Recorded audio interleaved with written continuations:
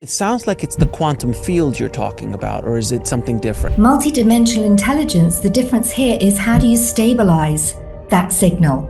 Those boxes that we're placed in limit people in terms of how they perceive themselves. So with multidimensional intelligence, we're going towards the capacity of perceiving, interpreting, and understanding beyond linear thinking. Think about it as entrainment, so that we are always connected to an invisible field of information, an invisible internet. My question to you is that what one of the keys was for the masters? Is food one of the physical aspects of it, but also these other things that make them be able to not only see the code, play with it, manipulate it, but also connect to this field that you're talking about of intelligence? So the question is, how do we get back to that original design? And to me, that is... Now, before we get started, I want to thank you so much for clicking on this video and getting ready to watch this amazing conversation we're about to have.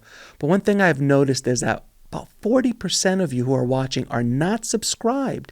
It is the easiest way to continue to support the work we're doing at Next Level Soul. And it has been the joy of my life to have these amazing conversations with some of the most remarkable and profound souls on the planet. So from the bottom of my heart, I want to thank you so much for giving me the ability and the privilege of doing this work for you. So please just hit the subscribe button, hit the like button, and it really, really helps us out a lot. Thank you so much, and let's dive in.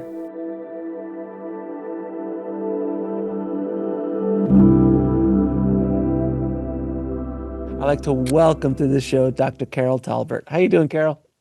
I'm all good here. Thank you so much for being here. You are calling in from the other side of the world today. You're in the UAE, right?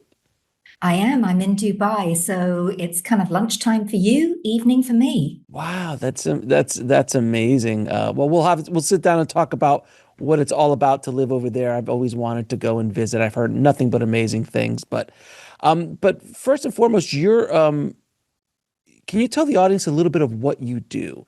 Because I don't want to just dive into the deep end of the pool without some sort of framework here, because we're going to talk about some things that I usually haven't spoken about I don't think I've ever talked about in this show in this way before. So can you give everybody a little bit of background on what you do? Okay, so I help people understand the architecture of their lived reality. In other words, their multi-dimensional anatomy. So they can sort of maybe see what's tripping them up and go beyond the boundaries of who they believe themselves to be, who we've been programmed and conditioned to be. And that starts opening up new doors for possibility. So that's in a nutshell. Easy for you to say. That's a lot to unpack in that sentence. So, okay. So let's start it off at the beginning. What's fundamentally misunderstood about intelligence? Because that's a big thing in regards to what you do. Well, we've been, again, placed in a very limited paradigm with IQ, EQ, and I feel those boxes that we're placed in limit people in terms of how they perceive themselves. So with multidimensional intelligence, we're going towards the capacity of perceiving, interpreting, and understanding beyond linear thinking across time, space, energy, and consciousness. So understanding the information field that we bathe in, that we live in other words, that invisible internet that surrounds us all. You're going to bear with me on this one because there's a lot here. It's very deep. So you're talking about a intelligence that is multidimensional. Can you define what that really means and how we can tap into this? Let me give you a metaphor. I think that'll make it Please. A little bit easier to understand rather than using language and jargon. So do you have a Netflix account? Of course. Okay, now if you want to watch anything on Netflix, you need to set up an account with your email address. You have a Mhm. password, which means that if you want to watch anything, you log into your account and you can watch anything that is streaming on that service. Mhm. Now, if you want to watch a program or a series that's not streaming on Netflix, maybe it's on Apple or Prime, you need to Mhm. set up yet another account with another password and log in and stream what's on that network. Mhm. Mhm. Now, instead of thinking about it as entertainment, think about it as entrainment so that we are always connected to an invisible field of information, an invisible internet, and we're Mhm. always connected. And sometimes we get signs that we're connected, like we get those moments of synchronicity, or we think of someone and they call, or we get this brainwave or this sudden creative idea that seemed to come out of the blue. The fact is, though, most of us have a very glitchy connection. And that connection is not down to storage, it's down to bandwidth. In other words, we're not operating from a very strong connection to that invisible field where innovation, creativity, ideas, synchronicities, they are all there waiting for us to access them. But if our Wi Fi signal is weak, or our bandwidth, our storage capacity is low, then we find ourselves tripping through life, not having a strong Mhm. connection. And I always think most people have had experiences of accessing this field of intelligence when they maybe go for a meditation or they have a plant medicine experience where you're zoomed into other frequencies, other different states of energy, and you see different things, you hear different things. It's like different realities. But the fact is, you can't hold it. So you maybe access it occasionally, but multidimensional intelligence is about upgrading your system so you can hold those frequencies, that you upgrade your bandwidth, you upgrade your connection so that the ideas, the information, the synchronicities are there on tap. It sounds like it's the quantum field you're talking about, or is it something different? No, some people would call it the quantum field. I like to Mhm. call it the information field or the invisible internet. Quantum field is exactly right. Okay, perfect. Okay, so now I have an understanding. So I agree with you 110%, by the way. This is actually a fascination of mine to understand this because of my own research, my own practices in meditation on how to connect and keep that connection going. And any heavy meditator, or I say heavy, but any active meditator who meditates a lot and does 2 hours, 3 hours, a day or something along those lines. I've had glimpses of that kind of patchy connection that you're talking about. And my goal is always to go and stay as long as I can.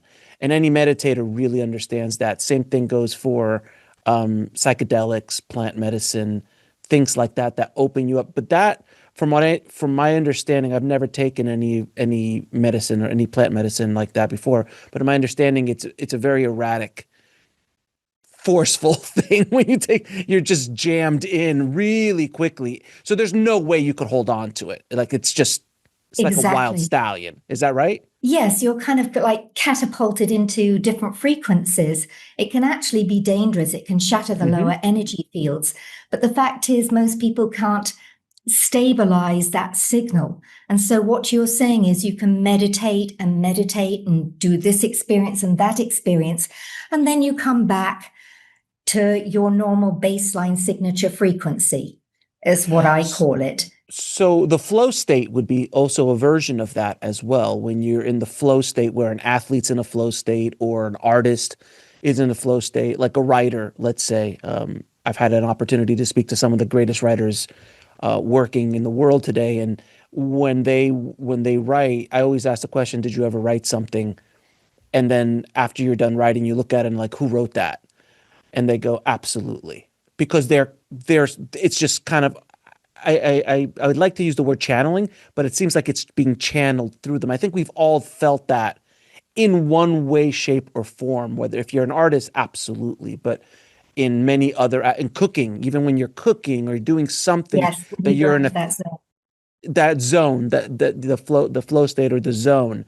So that's all ways to access what you're talking about. That's ways to access multidimensional intelligence. The difference here is how do you stabilize that signal? So if you think about everything is energy, right?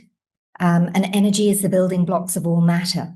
I believe that we operate from a baseline signature frequency. So it's like a playground.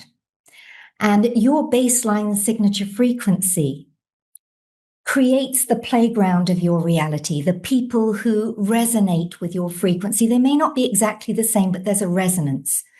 With certain experiences, certain dramas, certain traumas, create your playing field because you have a baseline signature frequency.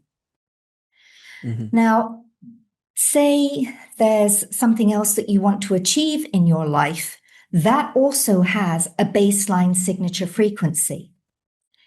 So, by my very nature, I'm always curious. How do you get from here to here quickly?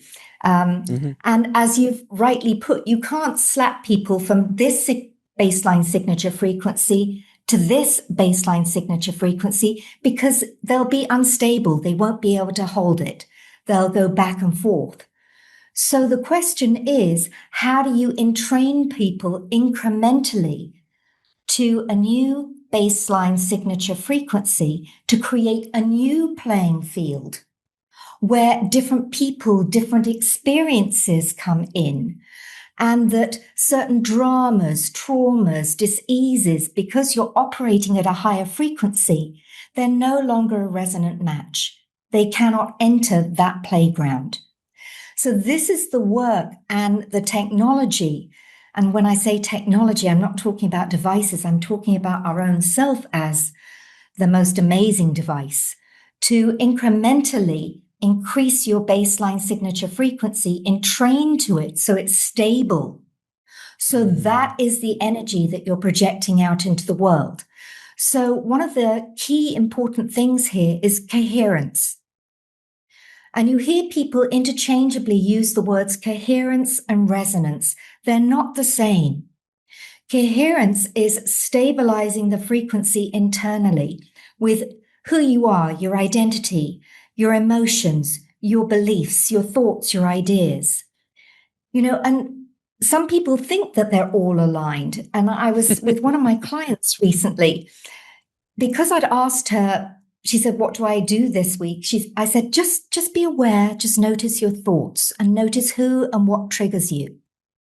And on our next session, she said, "Carol, I can't believe how many negative thoughts I have." Now, does that answer the question that she's mentally focusing and using her desire to manifest what she wants? But that's not enough if you're not operating from a strong frequency. What you're sending out really then is a scattered signal. So the first step is to get into coherence. Once you're coherence, that's the tuning fork. You've got the tuning fork aligned, and then it's resonance. Resonance is aligning with the outside world so that your identity, your emotions, your beliefs are all aligned. And then you're aligned in your relationships, in your work, in the people that you meet. So the two need to come together. Now, once you get coherence and resonance come together, then you start going into alignment, and embodiment comes next. You start being that new operating signal. When you were saying that you don't go from like this version of or this frequency to a higher frequency, like with plant medicine, it just slams you into it. Another analogy would be someone who is working a minimum wage job all of a sudden gets $100 million in the lottery, and they're catapulted into that world. 9 out of 10 times they don't make it. They lose it all or self-destruct or something because they don't have the frequency or the capacity to handle that kind of energy, that kind of money. Whereas you start off as minimum wage, and over the next 10 years, you slowly move up to being able to handle and raise your fortune to $100 million. But you've had multiple steps to either understand how to deal with it, how to deal with the energy that comes from it, how to deal with people on that travel, as opposed to being slammed into it. And is that a decent analogy for what we were talking about? It is.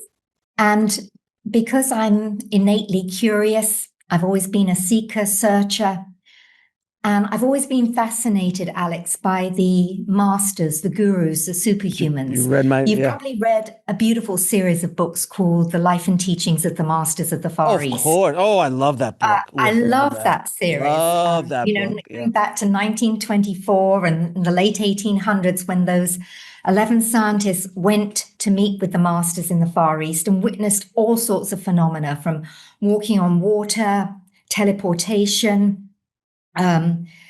manifesting huge feasts and banquets out of thin air, and also noticing that the masters would go long periods of time without the need for physical solid food. They were able to nourish themselves pranically. Now, of course, that prompts profound questions about the nature of reality that would allow for such phenomena. And it also prompts profound questions about the nature of our DNA that would allow for such phenomena, because our DNA is multidimensional. So if you think of DNA like a treasure chest, you're given the key, but when you turn the key, open the treasure chest, it only opens a very small section. The rest is what mainstream science calls junk DNA. To me, I don't like the word junk DNA. I call it intron DNA, because that means possibility, potential, because within that potential lies your ability to transmit and receive from the quantum field. The challenge here is that our DNA is severely distorted and severely damaged, predominantly by the food that we eat. So one of the things, as I said, the question that's driven me my whole life is, if the masters can do it, why can't I? Why haven't I been taught this thing? So I've put myself through all sorts of different experiences, Alex. I even went on a month-long course to see if I could learn to walk on water. Sadly, wow. I sank every time. But what I have succeeded at is I'm a master firewalk instructor. So for over 20 years, I've taught people to walk across burning hot coals. And again, that's something that we've been told and taught is impossible. So when you do something like that, it creates new neural connections. But more importantly, it begs the question, if I can do that, what else can I do in my life? Where else have I been taught and told that's impossible? And it's just not true. So when I was going through for my PhD, my thesis for my PhD was, listen to this, it's quite a mouthful.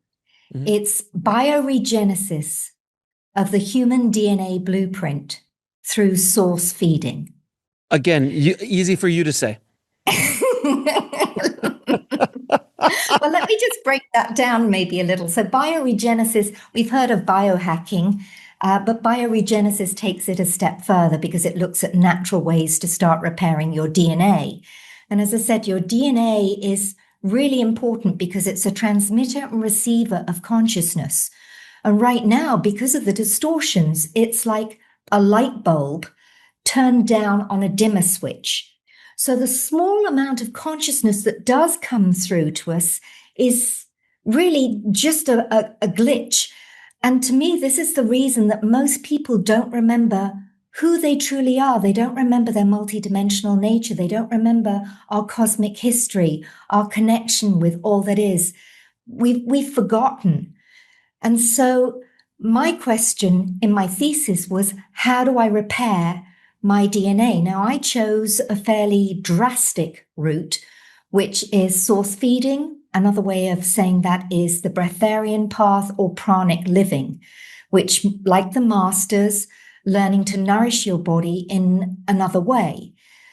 And if you think of the food, if you go to the supermarket and you look at the packages and the tins, you're hard pushed to call food food these days. And yet, most people's lives revolve around it's breakfast time, I need to eat. It's lunchtime, I need to eat. It's dinner time, I need to eat. But what are you really hungry for? And for most people, it's certainly not food. We're not starving for food. So that was one route that I started to repair my DNA. So I know you're in the film business. So think of DNA like a film strip. When light hits a film strip, it projects what's on the film strip onto an external screen, right? But if there's scratches on your film, then what's going to be projected on the screen is going to be glitchy. It's going to be scratchy.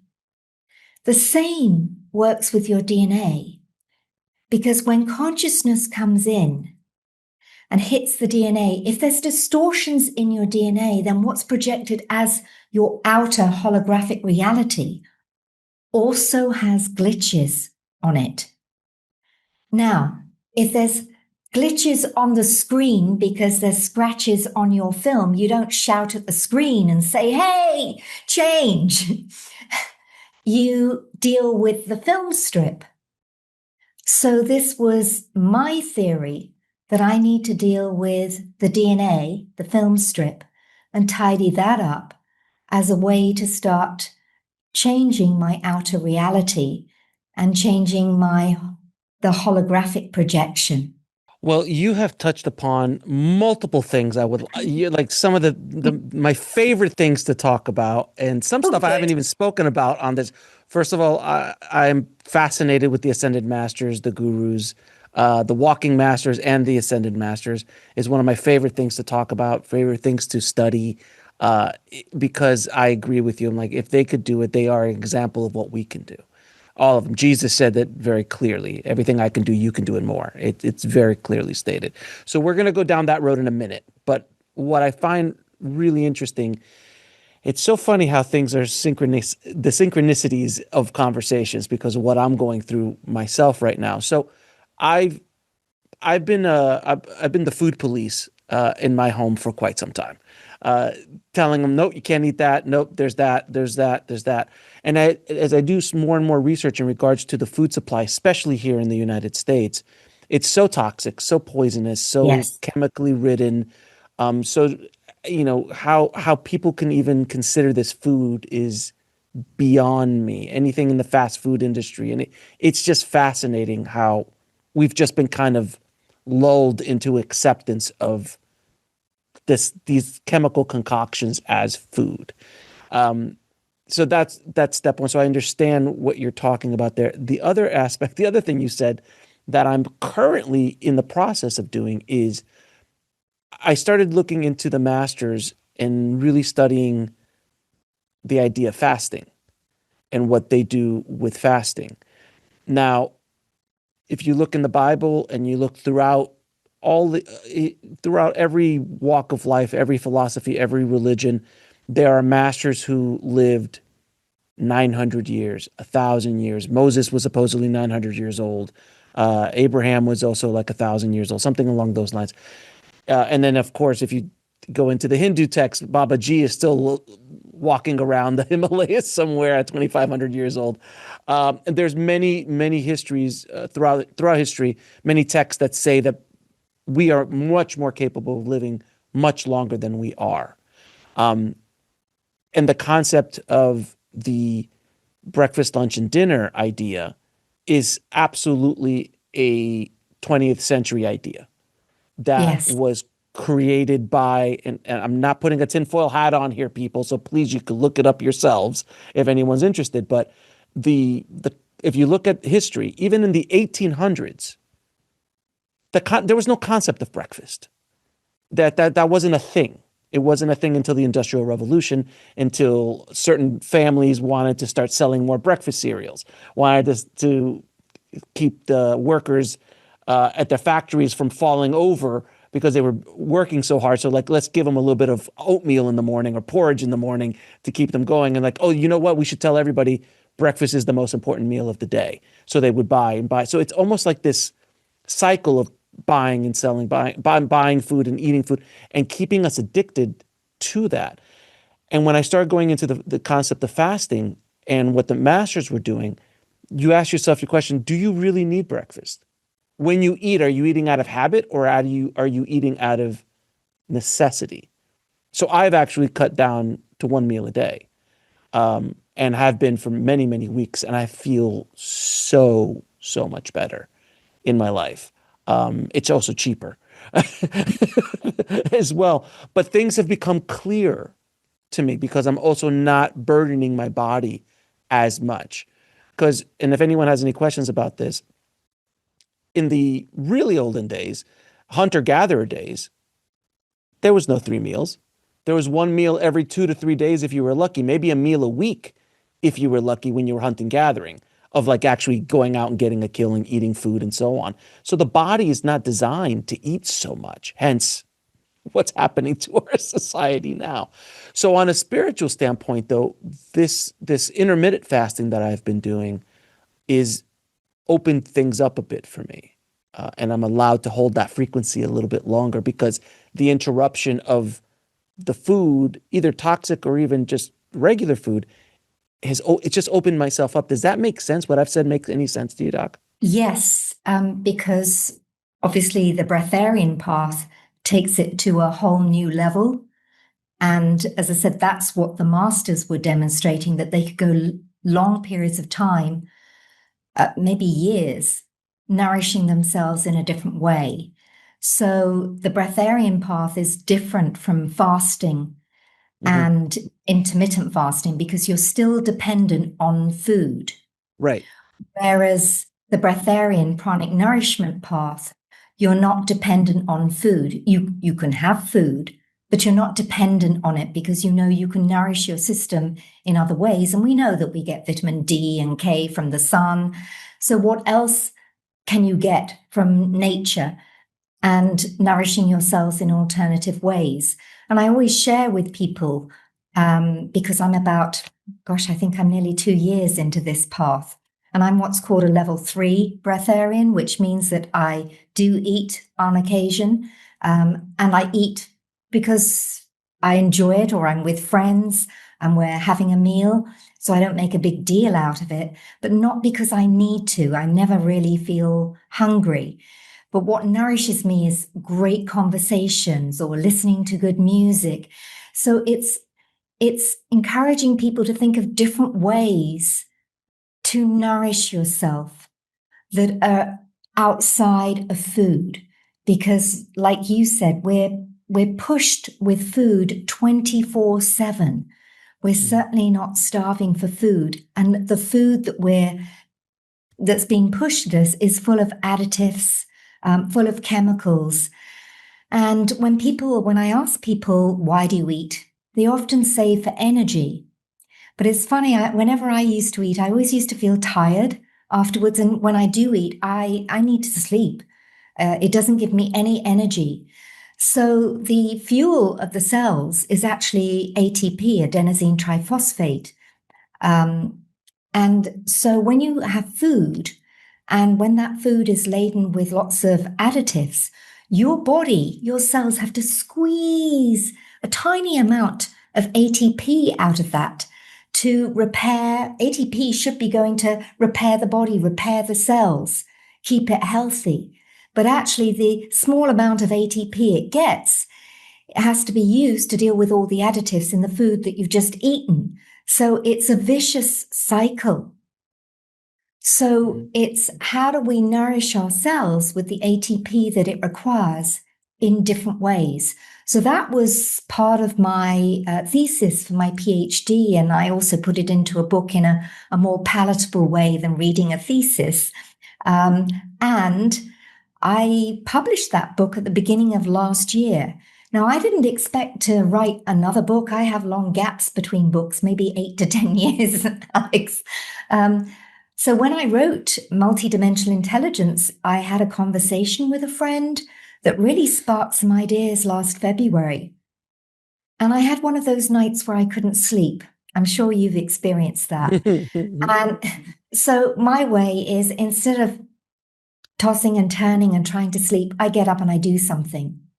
And that night, I mapped out the whole book, Multidimensional Intelligence, and wrote it within a month, the first draft, and then you carry on with the other drafts, thinking that I was also writing another book. But actually, what came through was more than a book. It became architecting a whole new field, because as I've shared with you in information I've sent ahead of time, there's the multidimensional field scans, there's the entrainment audio, there's the mastery frequency mapping technology. So it's opened the door. And so, like you, finding that fasting and intermittent fasting, when you're lighter, it's a way to repair your DNA, to rest your body.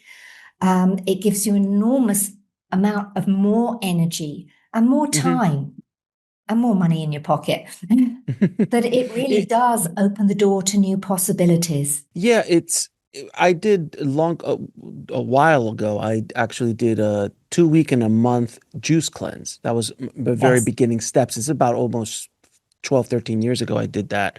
And I was fascinated to see how much energy I had. It was counterintuitive of what I've been taught, that the less food you have, the weaker you become. But I actually got more energy, and I didn't lose any muscle mass, because when you do that kind of cleanse or do that kind of fast, you actually have more growth hormone, actually almost 10 times as much growth hormone pumped out. Because I was just on a logical standpoint, I was like, wait a minute. So our ancestors were in the savannah hunting, gazelle, to be able to feed the tribe.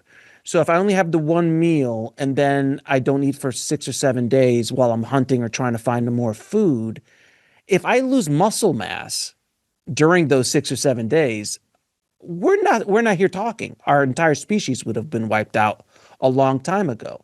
So that was the biologist who just won the Nobel Prize about discovering about fasting and what actually happens, and the DNA that it repairs, and the actual stem cells that get released after so many hours of fasting, and so on. So science is starting to catch up with what the masters have been talking about for centuries. The challenge there, though, is that there's a lot of misinformation, particularly in the biohacking wellness realm. You can end up with a cupboard full of supplements, and basically and spending a lot of money on this device, that device. So I think it's created a lot of confusion. So really, I've done the opposite. I've taken away everything. And although I remember when I came back from one retreat where we did an extended dry fasting is no food, no water. And the previous year, I'd also gone into a darkroom retreat, 10 days, 10 nights in complete darkness, which does incredible things in terms of releasing huge amounts of melatonin, which again repair your DNA. And again, open your perception to the illusions, the boundaries that we think that we are held within and we're not. So really taking it all away, and with even dry fasting, I can comfortably dry fast for 24 hours and my mouth doesn't get dry these days. But again, it forces the body to release its own endogenous water, its own natural living water, which is much more easier for the body to handle than bottled water, where there's toxins in your tap water or plastic bottles and things like that. So I found that there was many other benefits. When I did come back, though, I must say my weight was very low. My weight's very stable now. And I remember people saying, "Oh, you're not going to be able to build muscle unless you're taking protein." Well, I think I do okay. Look at those guns. Look at those guns. Exactly. One of my hobbies is I do aerial hoop classes. It's Hmm. like the Cirque du Soleil where you're pulling up, Hmm. and Hmm. I enjoy it. And I must say I'm probably double the age of most of the students there, but you need a lot of strength to do those Oh yeah, a tricks. lot of The upper hoop body and strength for sure. Yeah. yeah, even just to pull yourself up. So I like to think that I'm proof that there's the protein myth, that there's a lot of misinformation out there. And I'm sure in a lot of your reading, a lot of your conversations, in a lot of your research, you've also realized that one of the biggest skills to develop is discernment. Mm. And energy doesn't lie. And so when you have that feeling that something's off, it is. And if I look back on my life, and there have been times where maybe I felt left out or ostracized Hmm. or not part of the gang who kind of went and did this or that. But later down the line, I'd find out and I'd think, thank goodness I wasn't part of that. And I thanked my lucky stars for my level of discernment and learning to trust my intuition. First and foremost, everything that we're discussing here, it shouldn't be taken lightly, meaning that like you shouldn't listen to this and go, you know what, I'm just gonna just go outside and nourish myself from the sun. That's a recipe for disaster. There is a lot. Totally. It's just like the minimum wage person who got $100 million.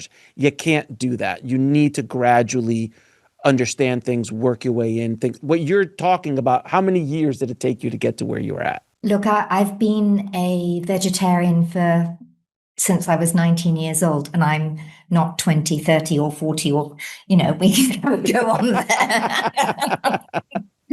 And then vegan, and then I'd Hmm. be eating lighter and lighter. My intention was to make that switch in the dark room. I went to Mantak Chia's purpose-built dark room facility in North Thailand with Jasmine, who's probably one of the most famous breatharians in the world, has lived without the need for food. And listen to the language there. Again, she can eat, but there's no need to eat for probably over 30 years. I thought that was when I would make the switch. But when I came out, I did continue to eat, but extremely lightly. So then I went to another retreat because to me, I felt for me that dry fasting was going to be the thing that flipped the switch. And it did. We had a fairly strong protocol. But I'll tell you what, Alex, to hold the frequency, and Jasmine is very, very clear on this. If you're not a frequency match, it goes right back to what I said at the beginning about stabilizing the frequency. You can access different states, different frequency, different energy, but it's being able to stabilize it and operate from as a sort of new operating system. That didn't happen until after I came out from dry fasting, and we had a strong protocol for 2 months where there was no chewing anything, resting this muscle for over 2 months. Wow. So we could have diluted juices, then you added in maybe diluted soup. And as I said, the level 3 breatharians do eat occasionally and when they choose. So it's a choice. So it is possible, but it's not something you think, oh, I'm going to do that tomorrow. Let me give this a go. This is really serious, and it's about entraining to a specific frequency and being able to hold it. And when I first came out, I can tell you I was all over the place. I slept a lot. And many people will have also experienced when they're creating shifts in their life, they often need to sleep a lot. I think the field of cymatics gives us a wonderful visual display of what happens when you shift frequencies. So if you put sand or salt on a tray, key in a frequency, it goes Hmm. into chaos before it aligns. with that frequency. And then if you turn up the frequency, it goes into chaos again before it aligns. And so it is with us. We often feel our system goes into chaos before it entrains and stabilizes and aligns. And that's what took me a little time to entrain to that frequency.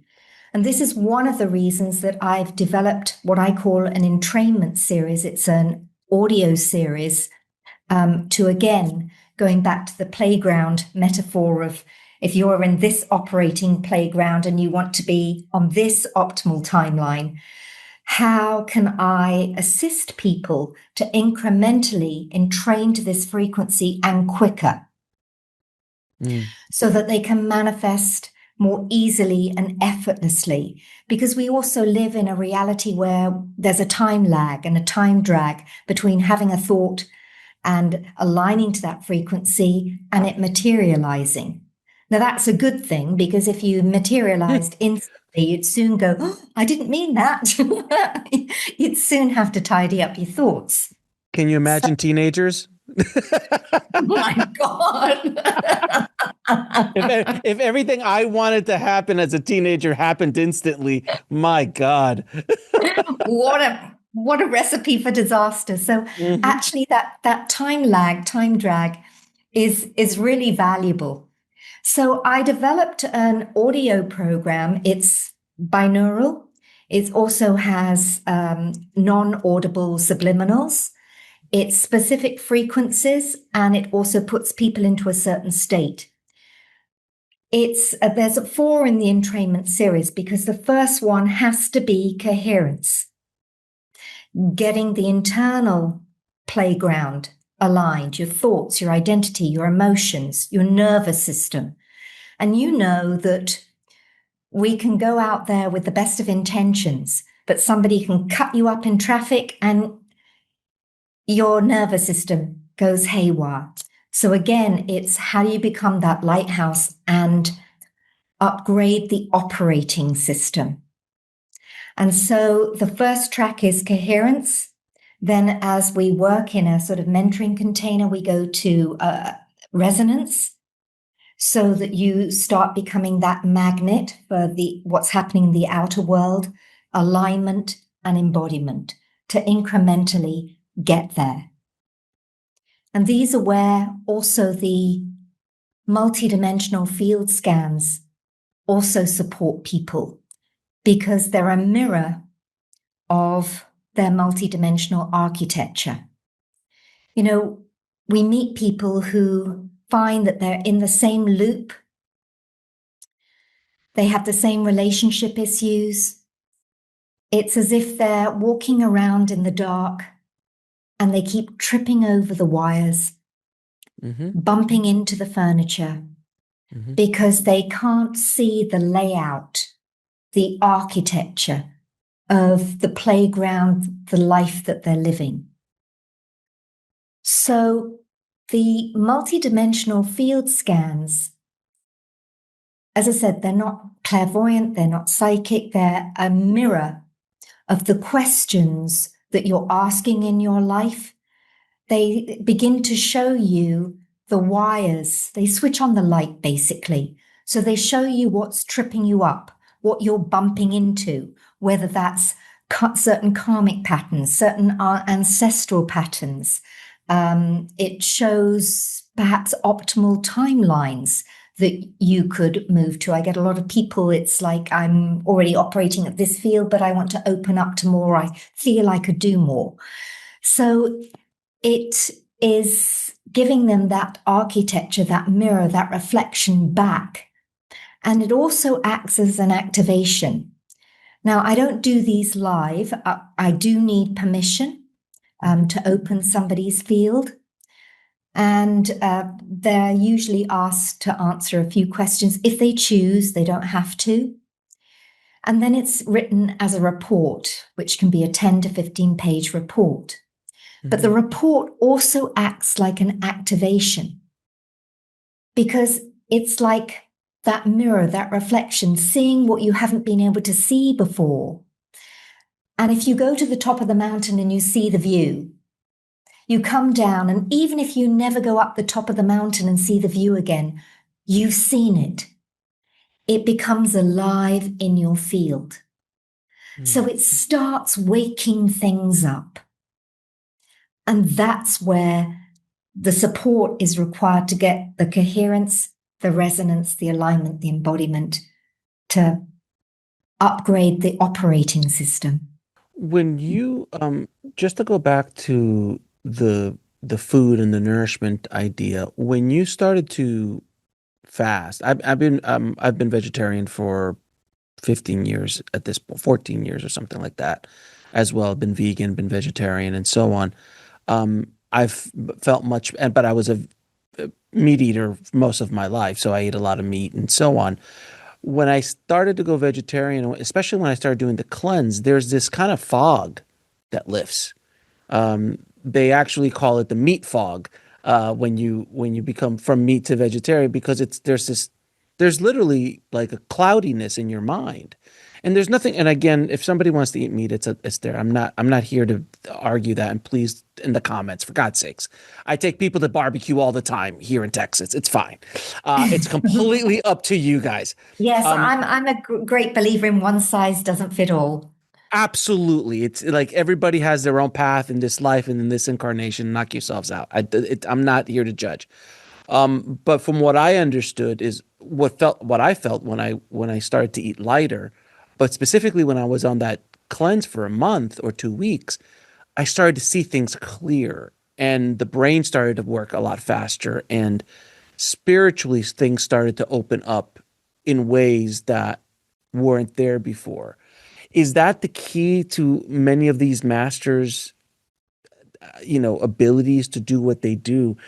Because as much as I've studied a lot of the masters, even the more contemporary masters like Yogananda, who was, within the last 100 years past, the diet, what they ate, what they did, how much they ate, how much they meditated, and so on, they were able to do things that we were talking about originally, that we've been searching for, like all these things. Well, the walk on water is a fascinating course. I'm wondering who puts this course on. And obviously weirdos like yourself sign up for it. And I say that with all the love in the world. I take no offense with that. I take it as a compliment. but there are these legendary stories of the yogi and the yogic powers and what they're able to do and accomplish that seem unreal. But there also seem to be playing on a completely different playground, or playing by completely different rules than we are. I always use the Matrix as the reference point, where Neo is obviously can see the code and could do things within the Matrix that everybody else in the Matrix cannot. It seems magical. So my question to you is that what one of the keys was for the masters? Is food one of the physical aspects of it, but also these other things that make them be able to not only see the code, play with it, manipulate it, but also connect to this field that you're talking about of intelligence, the multidimensional intelligence or the quantum field?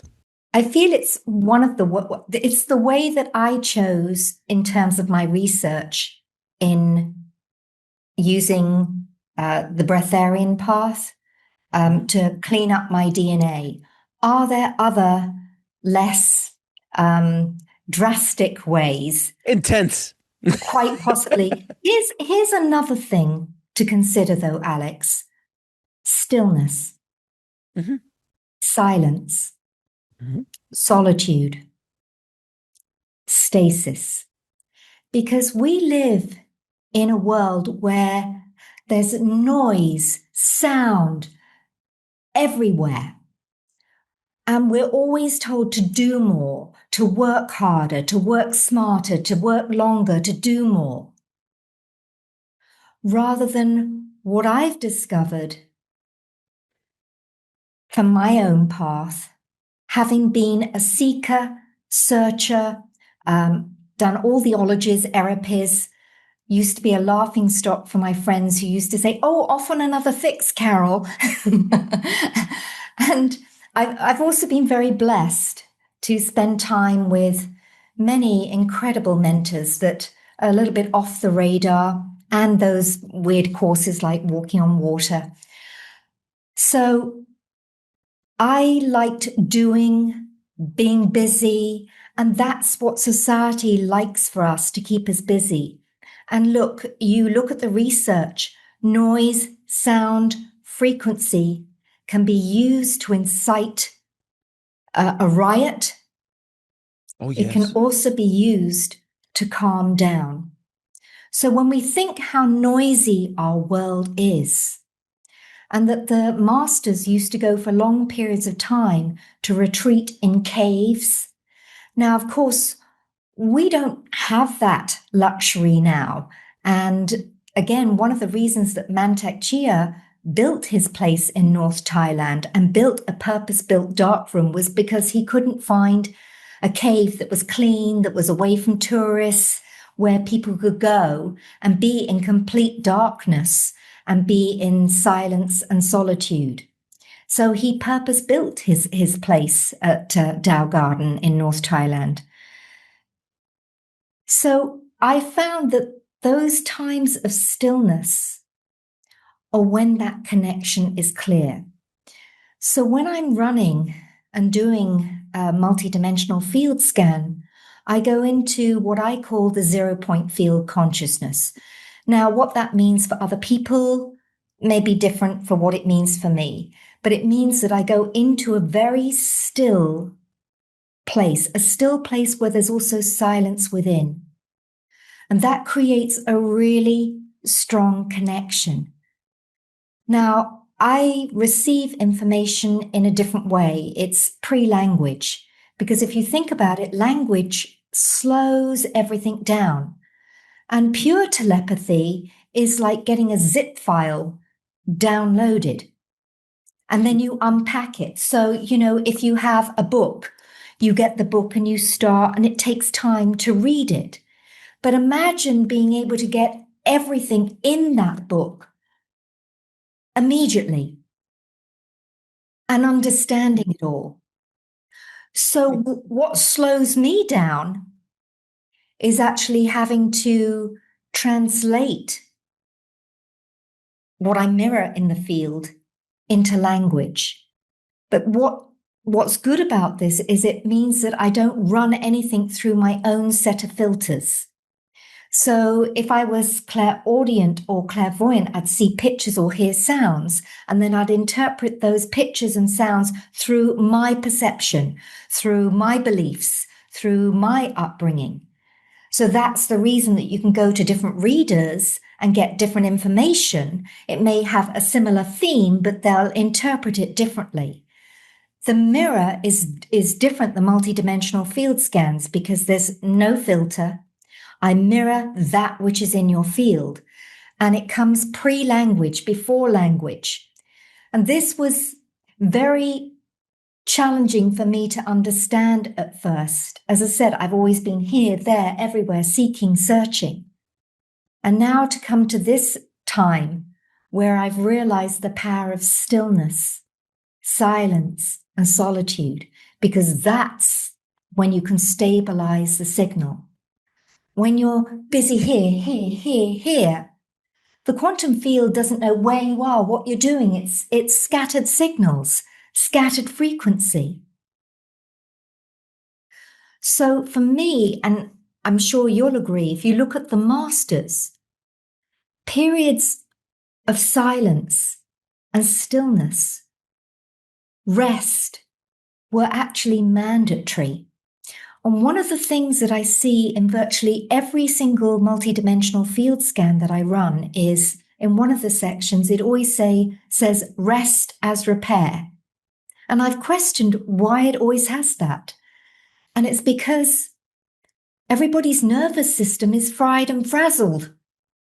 Absolutely. Through the stress of the world. Mm-hmm. And so most of us have a healthy degree of guilt if we have an afternoon snooze or a little nap, or if we lie in. It's like, I should be busy, or look at the time, I need to be doing something. Well, Rob, that's mostly in the West. In Europe, they're a little bit more chilled. There's siesta well, times. Culturally, in Spain, yes, yes, yes, there is siesta time in Spain. I'm not saying in general. In Italy too, they're very yes. chilled with their lattes and their croissants and pastries. Generally speaking, but yes, in the West in general, it's especially here in the States, England as well. They're just like, I gotta go, gotta go, gotta go, gotta go. But there is moments that they do that, especially Latin America for sure. They chill a little bit more. They don't feel as guilty, but we do. Yes, because we've been conditioned and programmed from the moment we're born. We're Yes. given a name, placed into a religion, handed a script, sent to school, taught a history that may or may not be true, tested on it. We get it right with a star of the class. We get it wrong with a dunce of the class. So we're told and indoctrinated, work harder, do more. When people say, how are you? Most people say, oh, we're really busy at the moment, because it's fashionable to say you're busy. It would be odd if you said, well, I'm chilled. I'm just doing nothing at the moment. People would think that was odd. Hmm. So this is remembering what the master showed us, that stillness and silence is a superpower. But Carol, if you're still and silent, you're not buying anything. And we can't have that. That's that's basically what that's basically the underlining thing here is like, wait a minute, if you're self-realized, you're silent, you there's no dependency on the system, on the system that you were kind of born in, whether it's religious, whether it's the government, whether it's your community. So they don't want that. You're not an active part, in many ways, an active part of the tribe, but you are in a different way, not in the way that they've put you in. I wanted to go back for a second when you said that the telepathy downloads that you're talking about.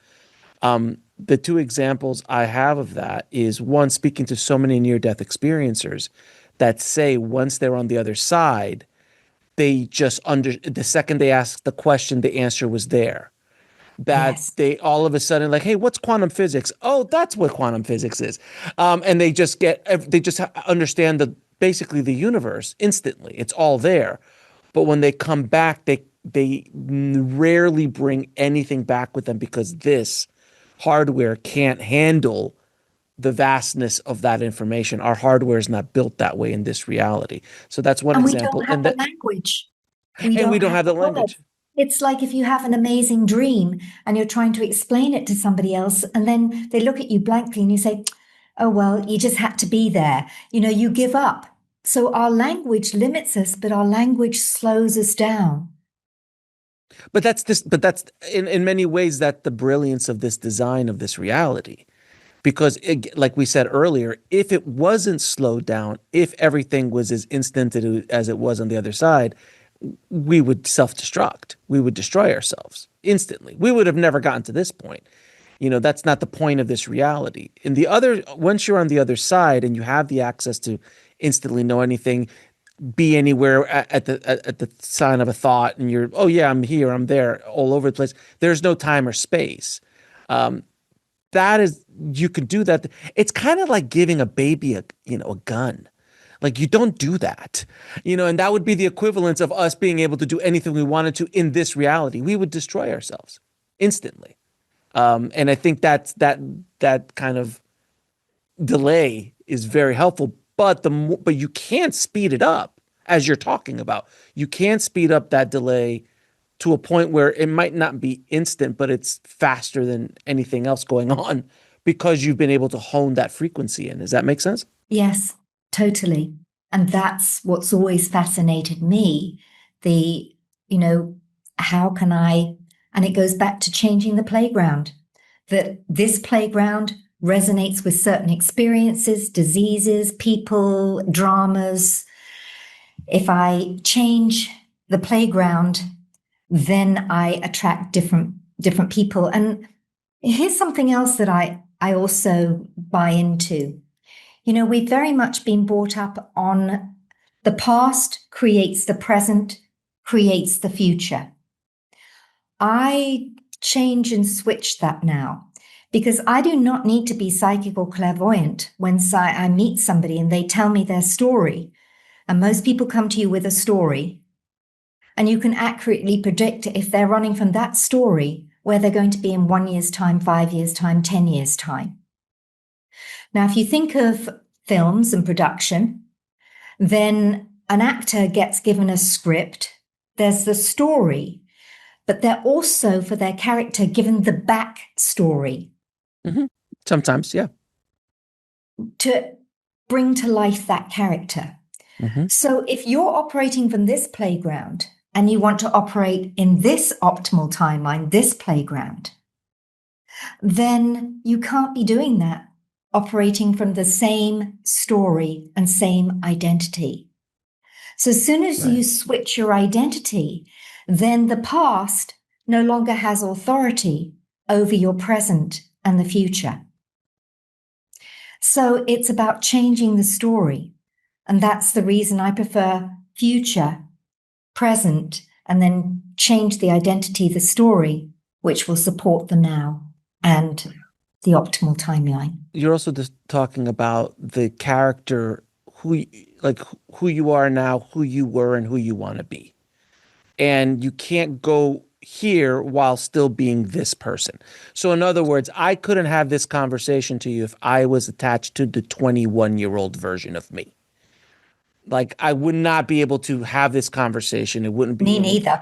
Yeah, exactly. We would have a very different conversation if we were both 21. But that's an extreme example of it. But many of us stay looped in the same story that we tell ourselves. Life is difficult. Money is hard to make. Real love is BS. I can never find true love. I can never really succeed. And those are the stories and the repetition that you tell yourself.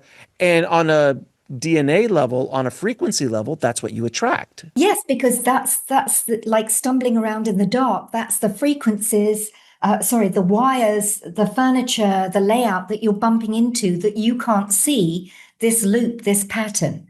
And that's where your multidimensional architecture switches on the light so you can see those wires. And then you have the choice to move the wires, rearrange the furniture, or some people choose to switch off the light again, but at least they'll know what's tripping them up. So when someone is fully activates the original design that they were built to do, because we were actually built perfectly. You know, we have a perfect, I mean, this body, this reality, it really is perfect. We're the ones that muck it up. Just look at nature. How a perfect ecosystem, like if this bird eats this thing, but then as the bird, after he finishes eating that thing, it poops, and that poop feeds the plants, which then feed it's this perfect ecosystem. And it's only us that go in and kind of mess things up a bit. What happens if we fully activate the original design and feed this body in a way energetically that we don't continuously throw obstacles? It seems like we've been just throwing obstacles in front of ourselves our entire lives, whether that be mental stories, toxic foods, toxic environments, all these kind of things. What happens when we clear that stuff out? What happens to the human experience when we do that? Isn't that the eternal life design? Mm-hmm. Our original design was to be eternal and to evolve incrementally at will, at choice. So the question is, how do we get back to that original design? And to me, that is the path that I've chosen, to keep asking the questions, to observe and wonder about the superhumans, the masters, the gurus, because after all, they showed us what's possible. And I believe it's our time to remember. So is this what the masters, it sounds exactly what you're talking about, sounds like enlightenment, for a lack of a better term. It sounds like self-realization. It gets to a point where you're like, oh, I have the answers. I understand what's happening. I understand what's happening with myself. And I can shift it, and they could like the masters could shift their realities at will. Biolocation, levitation, manifestation instantly, walking on water, all the turning bread into fish, or whatever that was, water into wine, all these kind of things. all these things. It seems like they were able to do it. But the key is fascinating to me about the masters is that once they find enlightenment or once they're able to tune into this reality that they've done, it's how they continue to live in this reality. Because they don't just find it and go, I'm out. Great, I'm leaving. Buddha lived many, many years after he found enlightenment. Jesus came back at 30 and tried to help as many humans as he could before the story ends the way it ends for him. Is that what the masters, what fascinated me about the masters, is it do you as well, that how they can get to that place, but also still live within this reality with all of this stuff that we've been talking about. And isn't that the challenge for people these days, where they go off on retreat or they go off to be silent, maybe Vipassana or something like that? The question is, that's when they can access certain states, certain experiences, but however, they're not able to stabilize those and bring them back as a new operating system. So they fluctuate. So with multidimensional intelligence, my view is to shift the operating system so that you can't go back. So it's like if you upgrade your computer, if you've upgraded from Windows 10 to Windows 11, you can't downgrade again. Once you're on Windows 11, you're on Windows 11. You can't go back and forth. That's it. So the key here is to stabilize.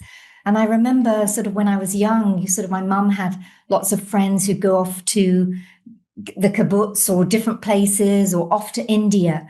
But when they came back, they just didn't seem to fit into society. They couldn't kind of like be grounded. So the key here is to find that middle ground. And to me, there's enough people who are already awake.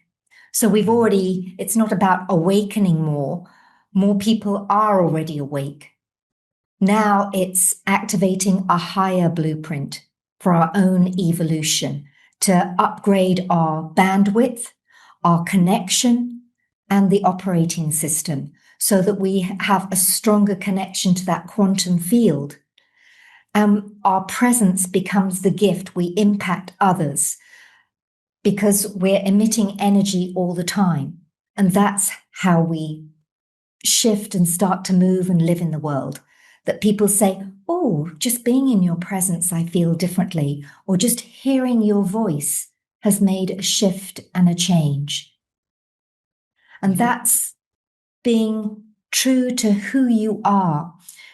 And that sounds so simple, Alex, but most people are not comfortable with who they are. They want to be someone else, or they want to follow this guru, that master, this course, when again, not told to be ourselves. And there's a wonderful liberation that comes when you're no longer out there seeking approval or worried if people like you. You know, that you may not be, here's a lovely British expression, you may not be everybody's cup of tea. And being okay with that, it's so liberating when you feel that you can speak your truth and it won't land with everybody, but it'll attract the right tribe and the right vibe, and that the rest of the people can just flow away. I feel that's true freedom, and that's being sovereign. You know, it's so fascinating, Carol, that you say that, because it's something that I've dealt with for the past 10 years as a podcaster, because I am not everyone's cup of tea. And I'm okay with that. I'm okay with that. I'm truly okay with that, because some people say I laugh too much. Some people say I don't laugh enough. Some people I talk too much. Some people say I don't talk enough. You know, like it's you can never make everyone happy. So I'm very comfortable. I've become very comfortable with like, hey man, this is who I am. If you don't like it, this is this show. If you don't like it, there is 1,000 other ones you can watch. You don't have to watch this one. And it's okay if this doesn't resonate with you. This might be too woo-woo for you. This might be too grounded for you. This might be too weird for you. This might be too whatever. It's okay. But to get to that point is very difficult. Not just as a podcaster, but in life in general. Yes. People, since I started the show, a lot of people I meet along the way, old friends, they're just like, dude, what are you doing now? Like, did you just find Jesus? I'm like, no, no. First of all, Jesus wasn't lost. I haven't found him. But because they don't have, they don't have a reference point. They don't have a reference point to what I'm doing. So they just like, did you find Jesus? I'm like, yes, yes. He's been lost. I'm the one that got him. Um, but to be okay with people not understanding where you're going and maybe just not understand who you're becoming. And I think a lot of people experience that because we all do evolve. Some evolve slowly over decades, but some do change quickly. One trip, one book, one podcast, one thing that sparks the shift in you. And all of a sudden, within 6 months, you're Flip like, the switch. yeah, you're not the person I married. I'm like, well, is this going to be a problem? Because this is the new version of me, and so on and so forth. It's very difficult. But once are released, you feel free to do, I'm not worried about what other people are going to think about obviously about this conversation or about the other weird conversations we have on this show, because it's the truth that I'm trying to explore as a soul here and trying to at least offer this information out to people to see if it resonates with them, because you might not be somebody's cup of tea as well.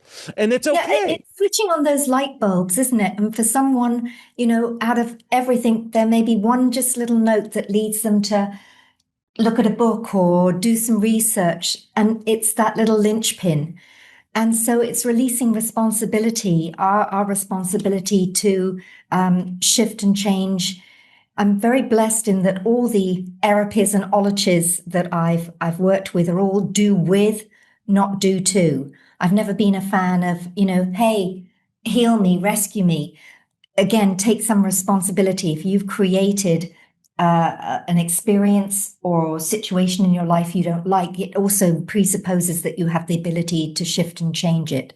And again, this is the reason that I'm very strong on people becoming self-sovereign and being the best version of themselves, and how that energy impacts other people in so many wonderful ways. Just as I said, your presence becomes a present, a gift. Well, what I do love about what you're doing is that it really seems that you are trying to empower the individual. You are trying to give them the ability to find the answers within themselves.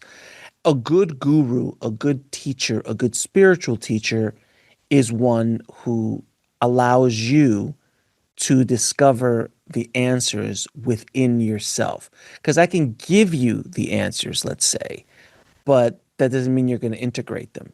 Doesn't mean anything like that. Where there's a lot of, you know, and I hate to use the word guru culture, but the guru culture, not like a Yogananda or not like any of the masters, all of them spoke about you finding the answers within yourself, as opposed to I have the answers. You need to follow me in order to get the answers. That's not what we're saying. I think that's the shift that's starting to happen. Yes, and that's the shift I'd like to see happen. That it's Alex, I remember seeing a post where somebody had said, and was rather proud, was saying, it's going to be my 20th time going to this course. Mm-hmm. And my first thought, I know I'm probably know who that is, the course that they were going to. But go ahead. and my first thought was, didn't they get it the first time, or the Or second the time, second, or the or the third third. time, or the fourth time? Because that isn't learning. That's not evolution. That's an addiction. Mm-hmm. That's an addiction. That's not growth, and an attachment as well. So you're quite right. I also believe that I've been very blessed with a lot of the teachers and mentors I've had and have met. and I usually stay with them for a period of time, and then that relationship dissolves. I've learnt what I needed to learn, grown in the way that I've needed to grow and evolve, and the connection always remains there. And it's time to kind of move in different directions. There's so much to explore. Mm-hmm. Why do the same thing 20 times? Yeah, it's almost like they're following the Grateful Dead. It's like they're just following you heard the concert 20 times before. And I get that. That's an enjoyment situation. And maybe that's what they're getting out of it, but they're disguising it as evolution of their soul, of what they're doing. But it's an addiction. The Grateful Dead is different. Follow the Grateful Dead. Watch the Stones. Go, follow Taylor Swift around the world if you like. That's different. That is not what I'm talking about. But with the New Age movement and with also a lot of the self-help stuff, it's just like I take all the courses, I'm watching all the podcasts, I'm listening, reading all the books. But if you're not integrating it, what are you really doing? Are you creating a new character? Are you creating a new story for yourself? That I am spiritual because I've read all the right books. Yeah, but have you integrated them? Yes, you can read, you can go on all the courses. Again, it comes down to alignment and embodiment.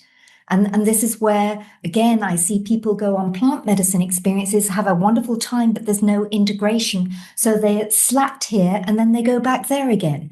And then when life or when the shit hits the fan again, so to speak, they go for another fix.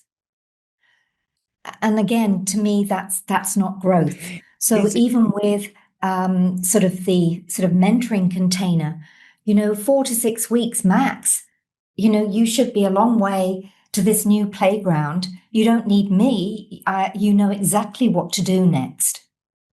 Is this a version of a spiritual crash diet? Isn't it like a spiritual? You know what a crash diet is, right? Something Yeah. extreme that you're trying to do to lose weight fast. But then what happens once you diet? You do, a 6-month run that you're eating perfectly and doing everything right and everything, but you haven't changed your mindset. And the second you crack, oh, let me just eat this one French fry, or let me eat this one piece of pie, and then the dams break, and you're like, well, hell, Or I got it. And then I'll go double time to the gym tomorrow and the next week, and I'll go every day. and then all of a sudden you're back to where you started, if not Yes. worse off. That's the cycle, this horrible dieting cycle. But it sounds like that's what it's And to happening in the me, spiritual that's where space. you're floundering around in the dark again. Yeah. You're not noticing the wires and the layout that's tripping you up. Mm-hmm. Switch on the light. Carol, where can people find out more about you, pick up your book, and everything you're doing in the world? My books are available on all book platforms, Amazon, Barnes and Noble.